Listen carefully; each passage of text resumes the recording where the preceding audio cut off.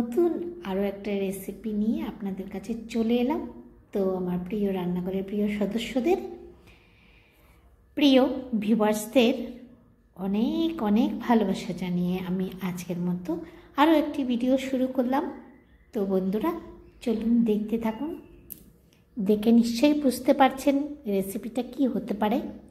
এই রেসিপিটা যারা চিংড়ি মাছ খেতে পারে না বা খাওয়ার অনেক ইচ্ছে থাকলেও খেতে পারে না অসুখ বিসুখের জন্য, তাদের জন্য আজকে আমার এই রেসিপিটা। আজকে দেখুন, এখানে লতিটা আমি প্রথমে ছাড়িয়ে নিয়েছি। প্রচুর প্রচুর আয়রন থাকে এই লতির মধ্যে, কচুর লতি। আমরা কাটার 1 মিনিট পরেই দেখবেন যে অংশটা কেটেছি সেই অংশটাই আবার কালো হয়ে যাচ্ছে। তার মানে বোঝা যায় কি, এই লতিটায় হচ্ছে প্রচুর আয়রন থাকে। আর এটা কোষ্ঠকাঠিন্য যাদের থাকে তাদের জন্য তো খুবই ভালো জিনিস এটা, কারণ এর মধ্যে একটা মানে হরহরে ভাব আছে, যেটা ঢেঁড়সের মধ্যে আমরা পাই। তো এই জিনিসটা আমি পরিষ্কার করে ছাড়িয়ে এখানে টুকরো করে নিয়ে নিয়েছি, দেখতে পাচ্ছেন। এর মধ্যে আমি কিন্তু এখানে নুন দিয়ে দিলাম। একটু নুন দিয়ে এটাকে আমি বেশ ভালোভাবে হাত দিয়ে একটু মেখে নেব। কেন মাখবো? যদি আমার চোখের আড়ালেও কোনো আঁশ থেকে থাকে তাহলে সে আঁশটা নুনের জন্য সে আঁশটাও উঠে যাবে। তাই একটু হাত দিয়ে বেশ ভালোভাবে মেখে নেব। 2 হাত দিয়ে মাখতে পারলে আরও ভালো। 1 হাতে আমি ক্যামেরা ধরেছি আর 1 হাতে মাখছি। তো মাখা হয়ে গেছে, আঁশ যা থাকবে ধোয়ার সময়ই চলে যাবে। তো আমি একটা বাটিতে তুলে নিচ্ছি লতিটা। তুলে নিয়ে এরপরে কী করছি দেখতে থাকুন। তো বন্ধুরা, আমার অনেক ভালোবাসা জানাচ্ছি আপনাদেরকে। এবারে দেখুন, আমি ওটা বাটিতে নিয়ে একটু জল ঢেলে দিয়েছি। জল ঢেলে দিয়ে এভাবে একটু মেখে মেখে ধুয়ে নেব। তো এর মধ্যে যে ময়লাটা থাকবে সেটা বেরিয়ে যাবে, আর যে আঁশ থাকলে আঁশটাও কিন্তু চলে যাবে। তো আমি আরও ভালোভাবে ধুয়ে এটা একটা ঢাকায় রেখে দেব। এখানে এবার আমি দেখুন পরিমাণ মতো একটু তেল নিয়ে নিয়েছি। তো খুবই কম মশলায়, খুবই কম তেলে একটা স্বাস্থ্যকর খাবার ভীষণ জরুরি এটা আমাদের জন্য। এখন তো সব দিকেই মোটামুটি খাবারের মধ্যে মানে ভেজাল তো একটা রয়ে গেছে। যেটুকু যেরকম সার দেয় ওই সারে আমাদের সত্যি কিন্তু অনেক ক্ষতি হয়ে যাচ্ছে আমাদের শরীরের। তো এরকম জিনিসগুলো, যেমন লতি যেটা বাজারে পাওয়া যায় সেটা জানি না, সেটা তো অবশ্যই জলের মধ্যে হয়। জলের মধ্যে যখন হয় জিনিসটার মধ্যে সার খুব একটা দিতে লাগে না আর কি। তো তাই জন্য এই জিনিসটার মধ্যে আমরা কিন্তু খুবই ভালো কিছু জিনিস পেয়ে যাব। তো চাইলে আপনারা সপ্তাহে অন্তত 2 দিন অন্তত খান, তাতে কিন্তু এই সময়টায় কিন্তু এই লতিগুলো কিন্তু খুবই ভালো পাওয়া যায়। আমাদের বাগানে কিন্তু গাছ রয়েছে, আমি সারা বছর মোটামুটি একটু একটু করে লতি পেয়ে যাই। তো আমাদের এটা কিন্তু বাজার থেকে আনা। আমি 2 বার করে রান্না করছি এটাকে।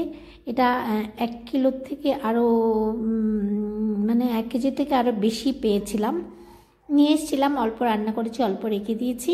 এতে আবার অনেকখানি নষ্ট হয়েছে, যেহেতু প্লাস্টিক মুড়িয়ে রেখে দিয়েছিলাম। তো আমি কি করি, লতিটা বাজার থেকে এনেই আমি সঙ্গে সঙ্গে একটু টুকরো করে নিই। মানে 1 হাত 1 হাত করে করে কেটে বা হাফ হাত করে কেটে প্লাস্টিকে ভরতেও সুবিধা হয়। আর প্লাস্টিকে মুড়িয়ে রাখলেও কিন্তু একটু ভালো থাকে, মানে শুকিয়ে যায় না আর কি লতিটা।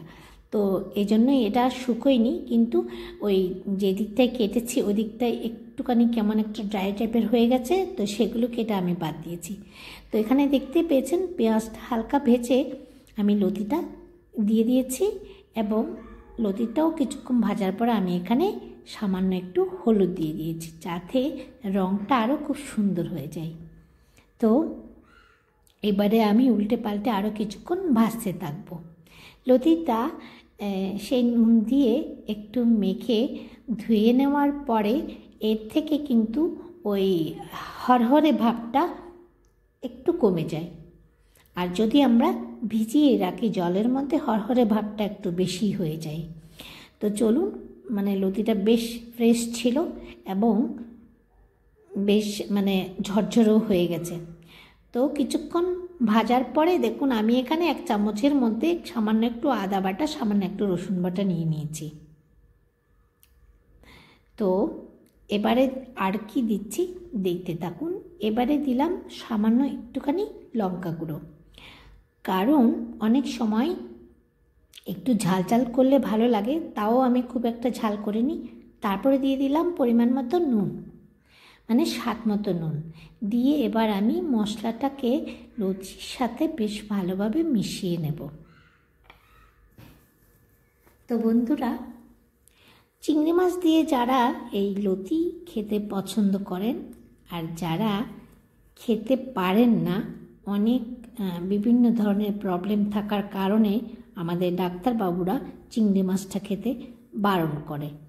তো যারা চিংড়ি মাছ দিয়ে লতিটা খেতে পছন্দ করেন তারা কিন্তু চিংড়ি মাছ ছাড়াই যদি এইভাবে করেন রান্না, আপনার মনেই হবে না আপনি এখানে চিংড়ি মাছ ব্যবহার করেননি।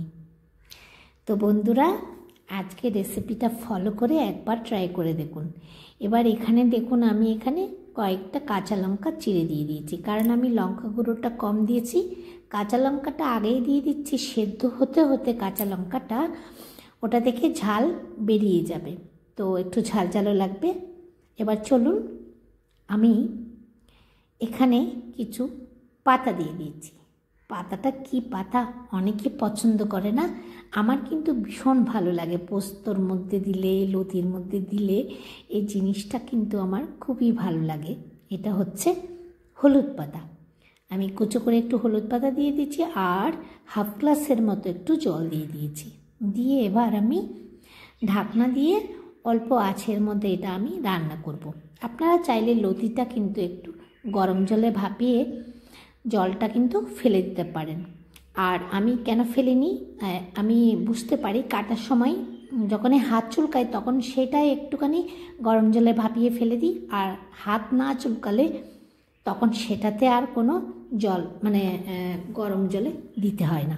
তো বন্ধুরা, ভিডিওটি ভালো লাগলে লাইক শেয়ার কমেন্ট করে দেবেন, আর আমার চ্যানেলটিকে সাবস্ক্রাইব করে না থাকলে অবশ্যই সাবস্ক্রাইব করে নেবেন। টাটা বন্ধুরা।